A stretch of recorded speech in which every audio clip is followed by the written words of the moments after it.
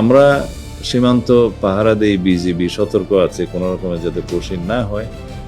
বাংলাদেশের সার্বভৌমত্ব, আরেকটি দেশের সার্বভৌমত্ব, এটা হচ্ছে on the basis of sovereign equality. আমরা দুই দেশের সাথে সম্পর্ক বজায় রাখি। গার্মেন্টস শ্রমিকদের বেতন ভাতা নিশ্চিত করার, পাওনা নিশ্চিত করার কথা উঠেছে, এবং সার্বিকভাবে যানবাহনের ক্ষেত্রে যাতে দুর্ঘটনা রোধ করা যায়, পুরাতন যানবাহন যাতে ব্যবহার না হয় ইত্যাদি বিভিন্ন বিষয়ে কথা উঠেছে।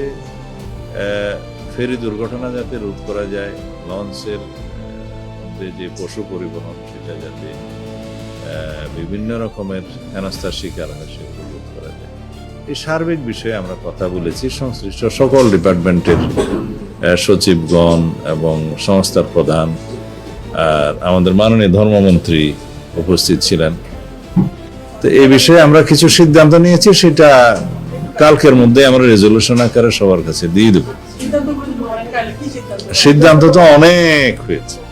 যে বিষয়গুলো আমরা আলোচনা করেছি তা হচ্ছে ঈদুল আজহা উদযাপন উপলক্ষে নিরাপত্তা ব্যবস্থা জোরদার করা। এখানে অনেক বিষয় আছে, যারা যারা বাস্তবায়নের দায়িত্ব সেই কর্তৃপক্ষ আমরা এখানে নির্দিষ্ট ব্যবস্থা বাস্তবায়ন কর্তৃপক্ষ নির্ধারণ করে দিয়েছি।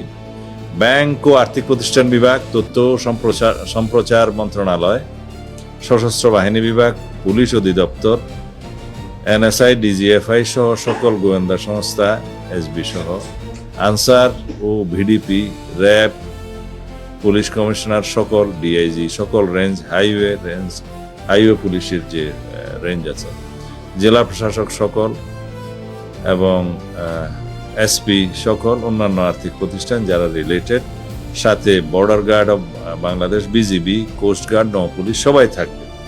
আর কোরবানির পশুর হাটের নিরাপত্তা বিধানের ক্ষেত্রে একই। এখানে সিটি কর্পোরেশনগুলোর বিভিন্ন সিটি কর্পোরেশনে কাদের কয়টা পশুর হাটের ইজারা দিয়েছে সেটা তালিকা আছে।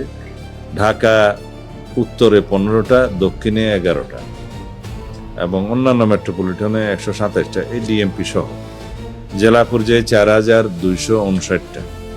এটা এখন পর্যন্ত পশুর হাটে ইজারা নির্ধারণ করা হয়েছে, তারা দিয়েছে স্থানীয় সরকার মন্ত্রণালয় থেকে প্রাপ্ত।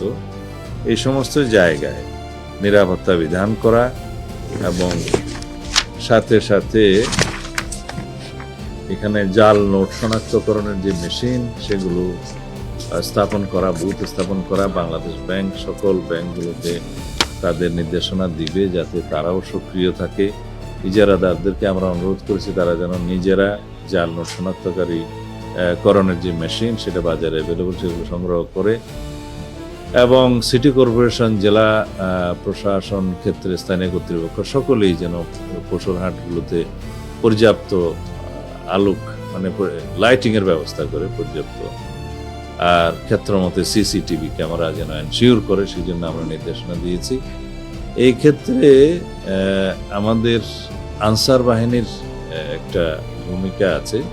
সমস্ত পশুর হাটগুলোতে রিকোয়ারমেন্ট মাফিক আমরা এমবডিড আনসার সরবরাহ করতে পারবো, সেই সিদ্ধান্ত দেয়া হয়েছে। তবে চাহিদা দিতে হবে সেই সমস্ত ইজারাদারদেরকে অথবা স্থানীয় কর্তৃপক্ষকে। আর চাঁদাবাজি, কোরবানির পশুবাহী বিভিন্ন যানবাহন এবং নৌযানে চাঁদাবাজি ইতিপূর্বে হয়েছে বলে আমাদের নলেজে আছে বিগত সময়গুলোতে।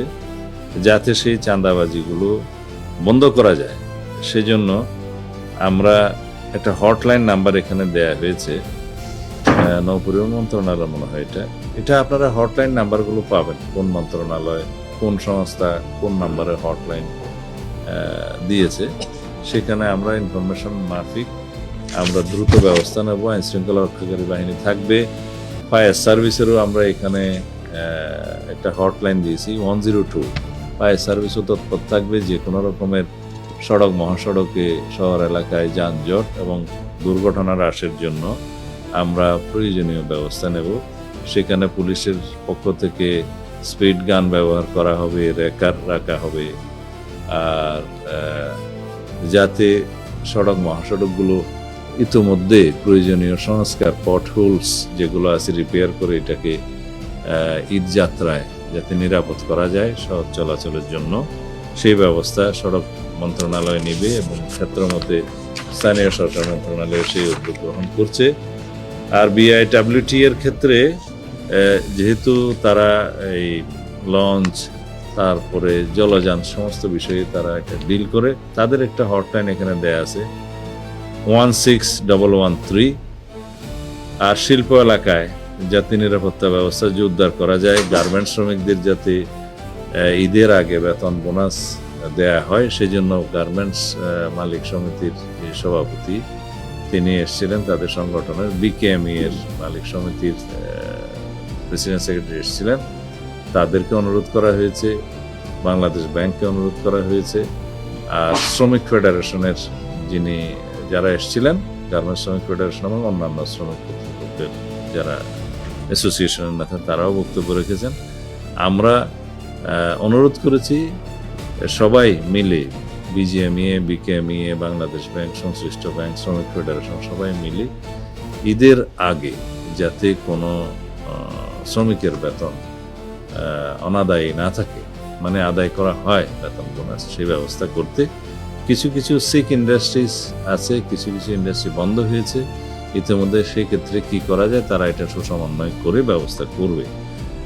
আর কাঁচা চামড়ার মূল্য নির্ধারণের ক্ষেত্রে বাণিজ্য মন্ত্রণালয়ে আরেকটা মিটিং হবে, সেটা ট্যানারি মালিকরা আজকেও এসেছিলেন, ট্যানারি মালিক অ্যাসোসিয়েশনের প্রতিনিধিগণ, তারা বাণিজ্য মন্ত্রণালয়ের সাথে বসে একটা যৌক্তিক মূল্য নির্ধারণ করে পত্রপত্রিকায় সেটা প্রচার করবে, চামড়ার মূল্য, ন্যায্য মূল্য, সেটা পরবর্তীতে তারা জানাবে।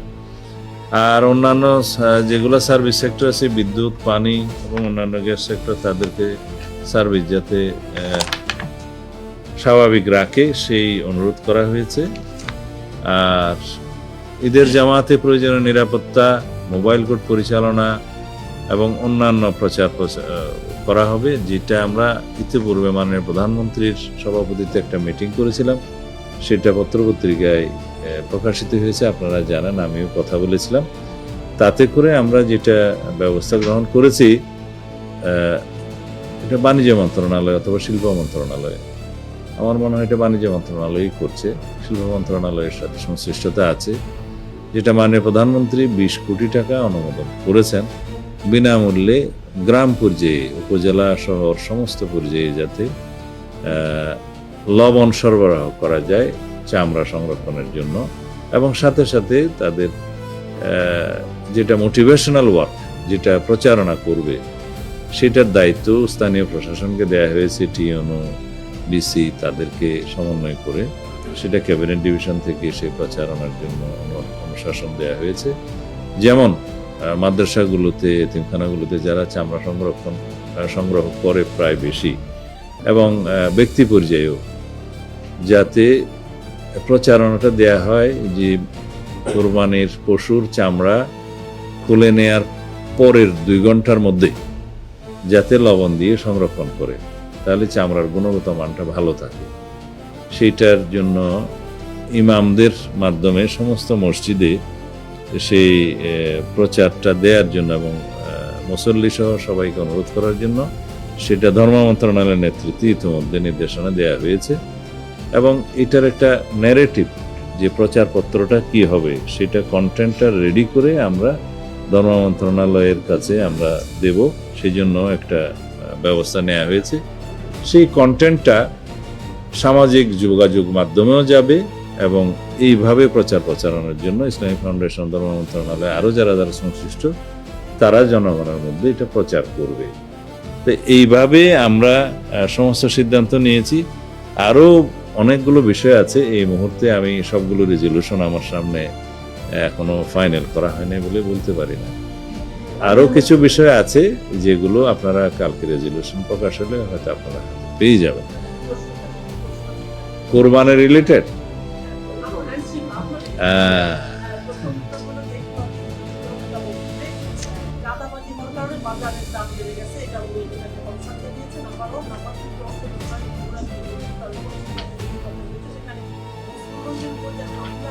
মোট কয়টা কোয়েশ্চেন? 80 তো এখন কোরবানির মধ্যে।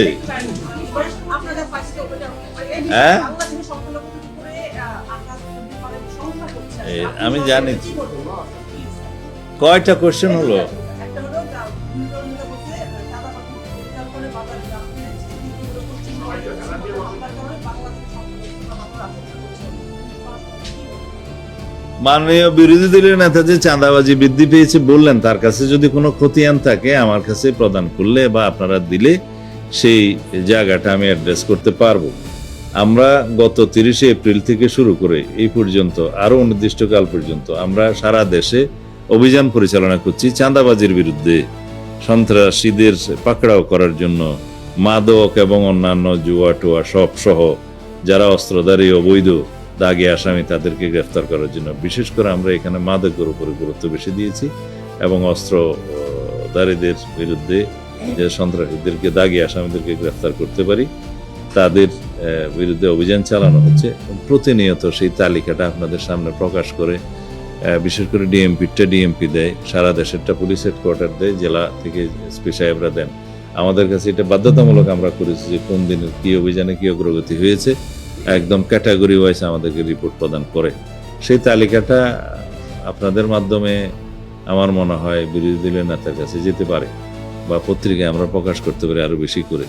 কোথায় চাঁদাবাজি বৃদ্ধি পেলো সেই তালিকাটা পেলে ব্যবস্থা নেব। আর দ্বিতীয় কোশ্চেন কি?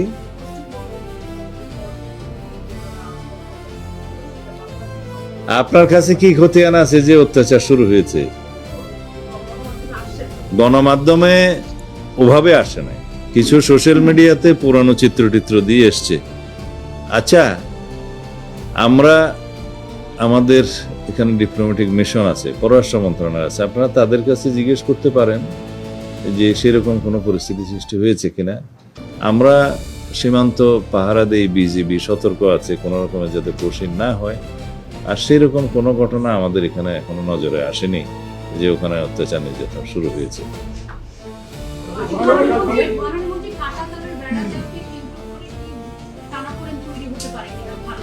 এই বিষয়ে তো আমি গতকালকে কথা বলেছি। বাংলাদেশের সার্বভৌমত্ব আরেকটি দেশের সার্বভৌমত্ব, এটা হচ্ছে on the basis of sovereign equality. আমরা দুই দেশের সাথে সম্পর্ক বজায় রাখি। এখন কোন দেশের অঙ্গরাজ্যের একটা নির্বাচন, স্থায়ী নির্বাচন কি হলো, তার ফলাফল কি হলো, সেটার প্রভাব কি হবে, সেটা তাদের সম্পূর্ণ আভ্যন্তরীণ ব্যাপার। এখানে কাঁটাতারের বেড়া যদি ভারতীয় সীমানার মধ্যে নোম্যান্স ল্যান্ড বজায় রেখে যদি সেই দেশ দিতে চায়, সেটা ডিপ্লোম্যাটিক ওয়েতে আমাদের আলাপ আলোচনা হবে, কিন্তু সেরকম কোনো ইস্যু তো প্র্যাকটিক্যালি ভারত সরকারের পক্ষ থেকে আমরা দেখিনি। এখন অঙ্গরাজ্যের নির্বাচনের পরে কোনো বিজয়ী দল যদি কোনো রকমের কোনো বক্তব্য দিয়ে থাকে, সেটা তো আমাদের সোভারেইন ইকুয়ালিটির ভিত্তিতে আমরা সেই জবাব দিতে পারি না। আমাদেরকে জানাতে হবে ভারতের কেন্দ্রীয় সরকারের পক্ষ থেকে যে বাংলাদেশ বর্ডারে বা ইন্ডিয়ান বর্ডারে তারা কিছু করতে চায় কিনা। সেটা ডিপ্লোম্যাটিক চ্যানেলে হবে, পররাষ্ট্র মন্ত্রণালয়ের সাথে তারা কথা বলবে, সেটার সাথে সংশ্লিষ্ট নই আমি স্বরাষ্ট্রমন্ত্রী হিসাবে। আমার দায়িত্ব হচ্ছে যে বর্ডারে নিরাপত্তা নিশ্চিত রাখা এবং যাতে কোনো রকমের পুশিং না হয় সেটার ব্যবস্থা করা, আইন শৃঙ্খলা পরিস্থিতি সেই জায়গায় সমুন্নত রাখা। তবে আমরা সতর্ক আছি, বিজিবিকে আমরা সতর্ক থাকতে নির্দেশনা দিয়েছি অনেক আগে। ধন্যবাদ। কখনো কুরবানিতে আছি, কখনো আবার সীমান্তে, কখনো আবার বিরোধী দলে কি করছে।